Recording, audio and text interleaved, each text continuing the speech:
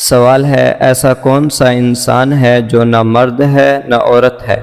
جواب ہے، ایسے افراد کو خواجہ سرا کہا جاتا ہے۔ السلام علیکم۔ آج ہم ایسے سوال جواب لے کر آئے ہیں جو ہر انسان کے ذہن میں آتے ہیں لیکن وہ پوچھ نہیں پاتا۔ اس ویڈیو کو آخر تک ضرور دیکھیں کیونکہ آج آپ کو کوئی اہم اور دلچسپ بات معلوم ہوگی۔ سوال ہے، عورت ہم بستری کے بعد ٹانگیں کیوں بند کرتی ہے؟ جواب ہے، یہ فطری اور سکون کے لیے ہوتا ہے۔ سوال ہے، کیا عورت خواجہ سرا کے ساتھ ہم بستری کر سکتی ہے؟ جواب ہے، نہیں، اسلامی تعلیمات کے مطابق یہ ناجائز ہے۔ سوال ہے، اگر خواجہ سرا کسی کے ساتھ ہم بستری کرتا ہے تو کیا بچہ پیدا ہوگا؟ جواب ہے، نہیں، عام طور پر اس سے بچہ پیدا نہیں ہوتا۔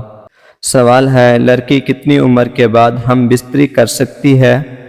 جواب ہے، جب وہ بالغ ہو جائے اور نکاح ہو تب ہی جائز ہے۔ سوال ہے، کیا نکاح کے بغیر ہم بستری جائز ہے؟ جواب ہے، نہیں، نکاح کے بغیر ہم بستری ناجائز ہے۔